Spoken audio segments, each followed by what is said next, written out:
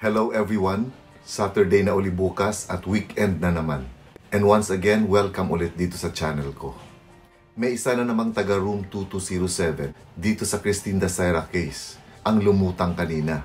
At sinasabi nga ni Deputy Director Lavin, ito na ang pinakahuling person of interest na nasa Room 2207. At ngayong araw din ay inilabas ng tinatawag na Top 5 dito sa Christine Dacera case dahil sila yung 5 huling naiwan at nakasama ni Christine noong araw na natagpo ang patay si Christine. Ang result ng kanilang drug test. At mapapanood din natin dito sa video na ito si Dr. Raquel Fortun, isang forensic pathologist na in-interview kanina at maririnig natin sa kanya kung ano ang masasabi niya tungkol doon sa urine sample na nakuha ng NBI sa isinagawa nilang re-autopsy. Pati na rin kung ano ang masasabi niya doon sa unang autopsy na isinagawa ng PNP. Pero bago ang lahat niyan, sa mga hindi pa nakapag-subscribe sa channel ko, please don't forget to subscribe to my channel and tap the notification bell. And huwag niyo rin kalimutan i-tap yung all para updated kayo lagi sa mga bagong videos na ina-upload ko dito sa channel ko.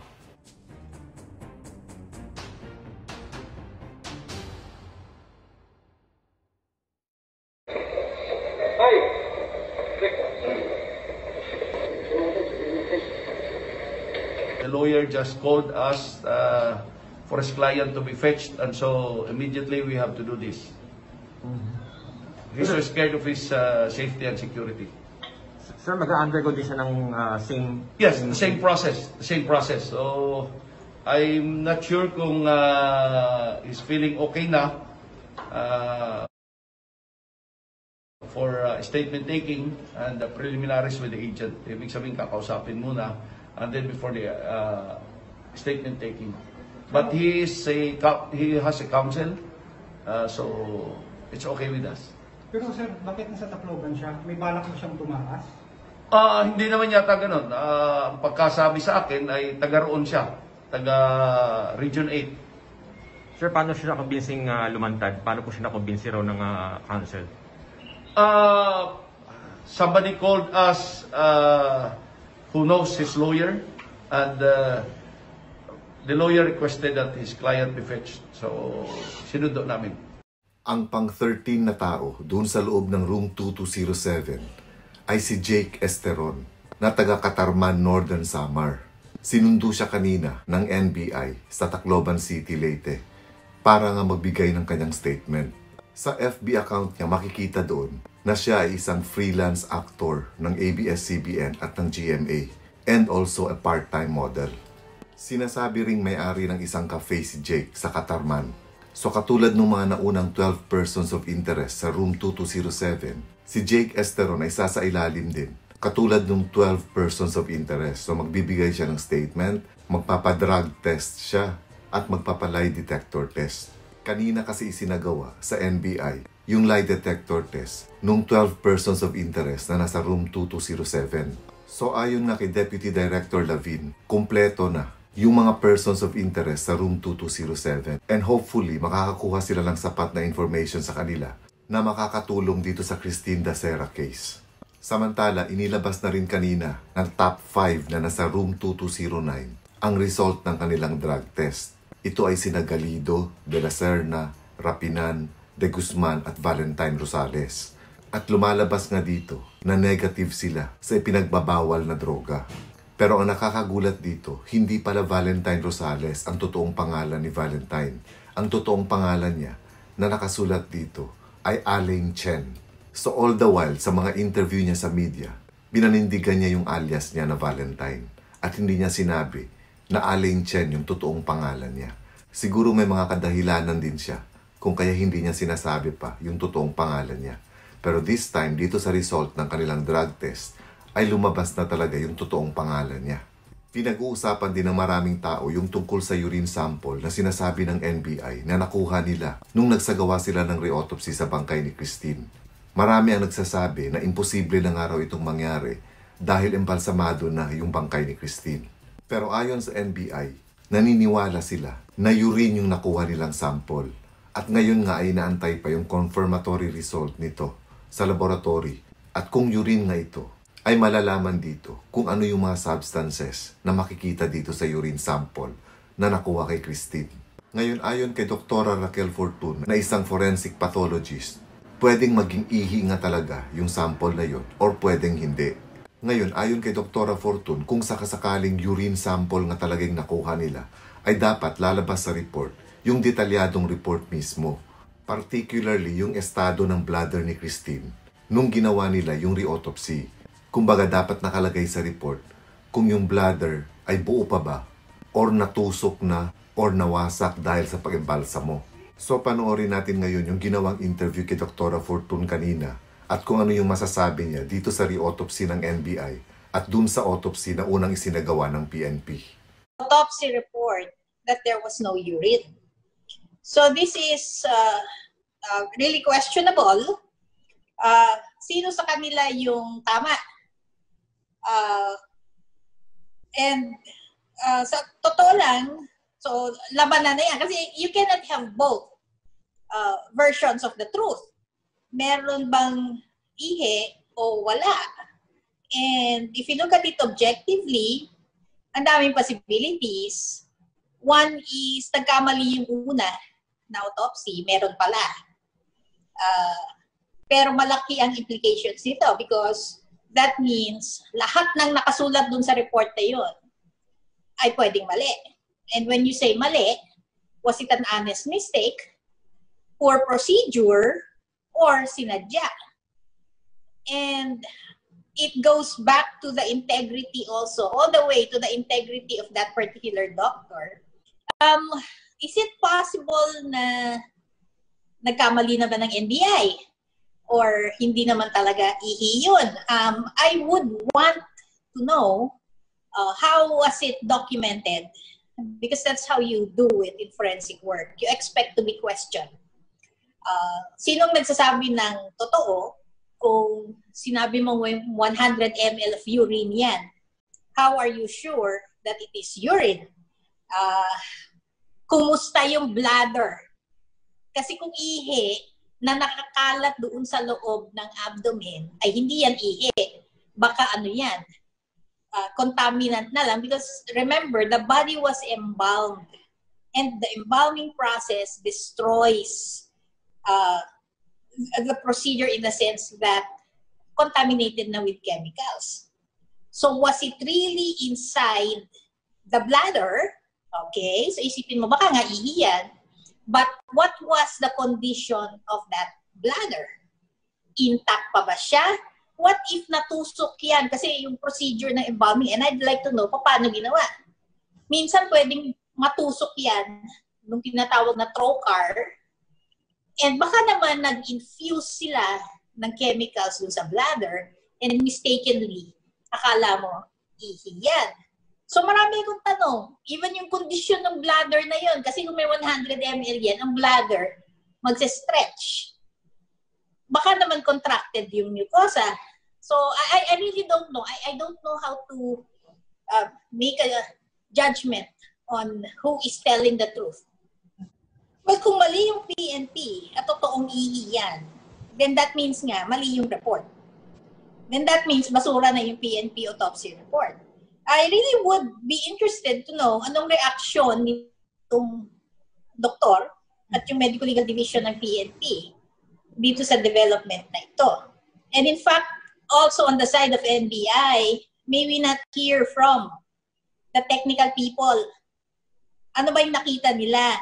Or maybe we can just wait for the final results, for the final report, hindi yung ongoing, tapos paunti-unti yung release ng information because it's also very risky. Actually, that's not the professional way to do it. Kasi parang ini-encourage mo what we're doing now, which is ano yung haka-haka, kung ganito. Noong una nga, sabi sa akin, narinig ko lang bodily fluids, which is very vague. And which can very well be just embalming fluid. But then, ang sumunod, hindi. Ihi daw. Urine daw. Okay, that's another matter. So ano na naman yung susunod? Why don't you just wait? Anong sinabi ng chemistry for the toxicology? And then tatanungin naman natin next, anong ginawa nyo dyan sa supposed urine sample na yan. But then ako nagre-react lang ako, I'm not involved. I'm not involved in this case at all. Ang tanong ko kasi is, anong records nila doon sa ospital such that nasulat nila doon ano yung findings nila, anong observations, ano ang mga procedures na nagawa. Itong sinasabing blood test, I don't know. I really don't know what her condition was when she was brought in. Did they really attempt to extract blood? What for? How long did it take for them to pronounce her dead?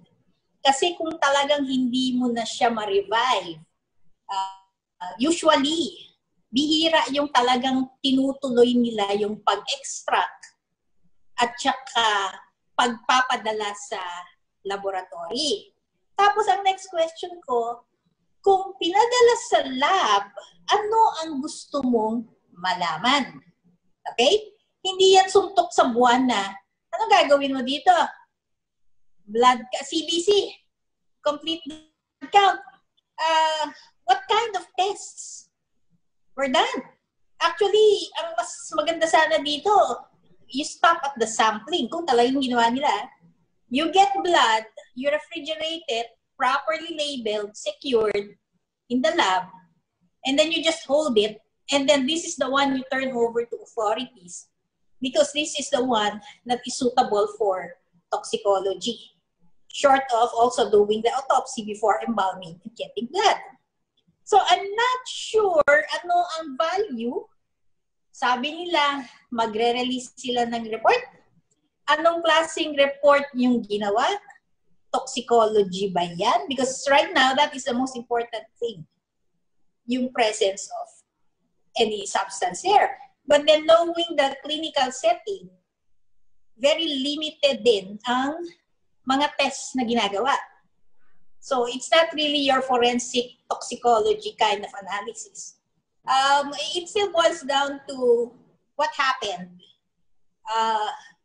Sa mga forensic issues, in this case, like in a classical, typical death investigation, I've already said before, practically the only thing we know is the identity. We don't have any question that siya yan, okay?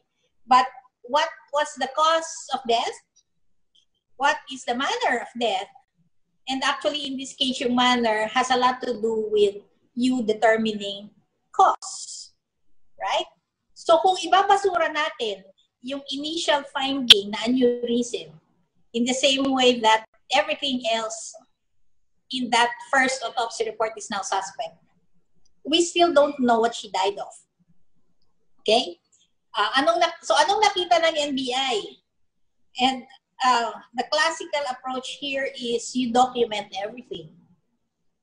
You're not zooming in on what's the cause of death. Actually, sa akin, the nuances there also would be, so how extensive was the first examination? Anong klaseng dissection yung ginawa? Talaga bang tinanggal yung mga organs at tinimbang? Kasi sa report may mga organ weights eh. Tapos, anong klaseng embalming yung ginawa? Can you still see evidence of medical intervention? Yung first report may sinasabing needle puncture mark dito. Nakakita ka ba ng iba? And yes, the body, even 10 days after death, it was embalmed. I think it was still suitable to answer all of these things. So again, the first autopsy should have been very detailed and documented. The second autopsy, ganun din dapat. Para wala kang tanong. Mamaya yan, exhume na naman for a third autopsy. That's not how it should be done. Because if in the first place you did it right, there's really no need to check and recheck. If you establish cause of death, kung natural causes yung kinamatay niya, somehow you've got a 23-year-old may sakit pala. Then purely natural death, then you call it natural. If meron kinalaman ng ibang tao, napatay siya, halimbawa, binigyan siya ng something elsewhere, wala namang trauma na nakita then you would classify this as a homicide. Now, if there was drug intoxication involved, this is actually classically classified as accident. So yung manner of death will hinge a lot on the findings, your determination of cause, on top of course, your circumstances, yung scene, yung statements, those things. So, holistic yung approach. So yun nga, katulad ng sinasabi ng nakararami, ganun din yung sinabi ni Dr. Fortun, na sana kung naging maayos lang, yung unang isinagawang autopsy ng SOCO, ay hindi na sana aabot sa ganito ang lahat. Kumbaga hindi na kailangan sanang i-recheck pa yung autopsy. At dapat din talagang malaman kung may pagkukulang dun sa unang autopsy. At kung meron ba talaga silang pilit na pagtakpan. Dahil pag ito ay napatunayan, ay dapat talaga silang managot. Lalong-lalo na yung nagsagawa ng autopsy. And again, dito sa re-autopsy, hindi naman talaga tahasang sinabi ni Dr. Fortun na imposible na makakakuha ng urine sample. Pero yun nga sabi niya, depende pa rin talaga yun sa estado ng bladder.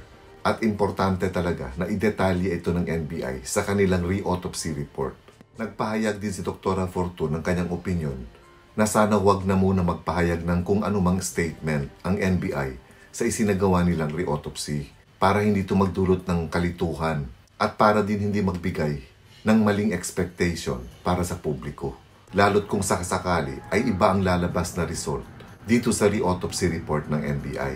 Ayon naman kay Deputy Director Lavin, hindi naman talaga sila nagpapa-apekto dito sa opinion ni Dr. Fortun dahil sabi nga niya, ayaw nilang mawala yung focus nila or ayaw nilang madistract dun sa ginagawa nilang investigation sa Christine Dacera case. Ang punot dulo pa rin kasi talaga nito ay yung kapalpakan ng unang autopsy na isinagawa. Kaso wala na tayong magagawa doon dahil tapos na yun. So umaasa na lang tayo na sana nga magawa ng NBI ng tama yung kanilang investigation para lumabas ang katotohanan kung ano talaga yung dahilan ng kinamatay ni Christine. At sana din dun sa isinasagawang investigation sa Makati Police at sa SOCO, kapag napatunayan na talagang merong paglabag at pagkukulang ang dalawang ahensya na ito, ay dapat talaga na merong managot. Well, hopefully, sabi nila next week, lalabas na yung re-autopsy report ng NBI. At hopefully, makapagbigay ito ng clue sa totoong nangyari kay Christine. Ngayong nagpakita na yung 13 persons of interest sa room 2207, yung sa room 2209 na lang ang hindi pa kumpleto. At meron nga mga unconfirmed report na may isa doon sa room 2209 na lumabas na daw ng bansa. Pero wala pa itong confirmation. Parang haka-haka pa lang sa ngayon. Sana hindi ito totoo dahil kung magkataon, may kasabihan nga na flight is guilt. Kasi kung wala ka naman talagang itinatago sa sarili mo, ay hindi ka matatakot magpakita sa NBI. Well, pwedeng natatakot sila dahil may ginawa sila. Or pwede rin naman kasi na natatakot sila. Baka magpositibo sila sa drug test. But it doesn't mean na kung nag-positive ka sa drug test, ay may participation ka na dun sa krimen. Pwedeng positibo ka nga sa drug test, pero hindi ka kasama sa krimen. And as always, tandaan natin, the truth will set us free. So once again, thank you sa panonood. Update lang ito sa kaso ni Christine Dacera. Ingat kayo lagi. Enjoy your weekend and God bless.